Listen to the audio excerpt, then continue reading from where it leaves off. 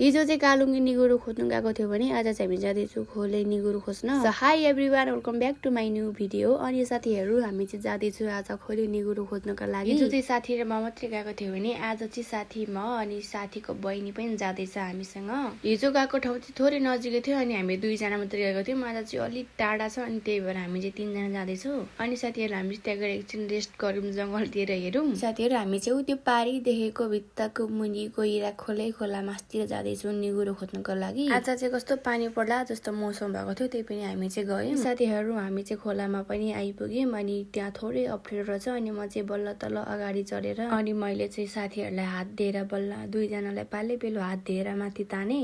अनि के साथीहरू हामी चाहिँ आउँदा आउँदै मौसम कति अँध्यारो भएको थियो नि त, पानी पर्ला जस्तो भएको थियो अनि हामी चाहिँ फर्क्यौँ जस्तो लागेको थियो अनि फेरि हामी चाहिँ गयौँ। अनि साथीहरू मैले चाहिँ दुईजनालाई तानेर अनि हामी चाहिँ बाँच्यो भन्दै जाँदैछौँ मासतिर। के साथीहरू त्यो अर्को मेरो साथीले चाहिँ खुल्लै खोला जाने भनेर ल्यायो कि भरे भन्दा कति ठुलो झर्ना रहेछ कि, झर्ना जस्तै ठुलो खोला रहेछ अनि वरिपरि पनि भिरै भिड रहेछ कि। म त कस्तो भएर एकछिन नाचेँ क्या म पनि गीत गाउँदै। अनि साथीहरू हामी चाहिँ बल्ल तल्ल माथि आयौँ। अनि साथीहरू मेरो साथी चाहिँ उल्लो पाखा अनि म चाहिँ पल्लो पाखा गर्दै निगुरो टिपेको अनि साथीको बहिनी चाहिँ हामीले टिपेको निगुरो बोरामा हालेर बोक्। अनि के साथीहरू हामी चाहिँ निगुरो टन्नै भेट्छ होला भनेर बोरा लिएर कि तर निगुरोहरू त सबै अरू मान्छेले टिपिसकेको रहेछ। अनि साथीहरू तपाईँहरूकोतिर चाहिँ यो निगुरोलाई के भन्छ? हाम्रोतिर चाहिँ दुई थरी भनेर चिनिन्छ।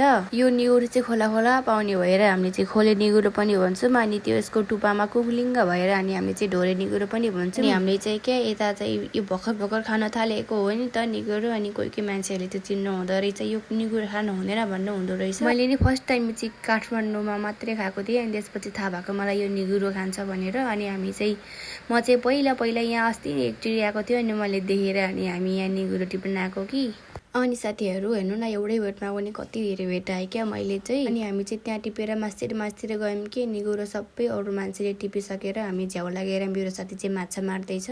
अनि साथीहरू यत्रो टाढाबाट आयो हामी हिम्मत नहारी मासतिर गएको कि एउटा बोटमा कति धेरै छ, मैले मात्रै टिप्नु नभएर पल्लोपट्टि चाहिँ मेरो साथीले जाऊ भने। अनि साथीहरू हामी चाहिँ ऊ त परदेखि यहाँ टुप्पोमा आइपुगेर यहाँ माथि बाटो पनि ननिस्केर हामी चाहिँ तल विश्राम गर्दैछु। अनि के साथीहरू आज चाहिँ हामीले झन् टाढा आयो, खाजा ल्याउन बिर्सेर भोकाले पित्तो भएर बसेछौँ कि हामी त हिँड्न पनि नसकेर। अनि साथीहरू हामी त्यहाँबाट पनि हिँड्यौँ कि अलि माथि गएको त आलु बाख्रा पो फलेको रहेछ कि त्यहाँनिर बोटमा। पहिला चाहिँ यहाँ मान्छेहरू बस्नुहुन्थ्यो कि, घरहरू कति धेरै थियो, अहिले चाहिँ कोही बस्नुहुन्न, त्यही भएर होला कति धेरै फलेर पाकेको रहेछ कि। अनि के साथीहरू हामी चाहिँ ढुङ्गा खोज्दा देउतै मिल्यो भन्दै अगाडि गएको कि त्यो खानको लागि। अनि साथीहरू हामीले यति धेरै खायौँ कि यति धेरै भोक लागेको थियो अनि हामीले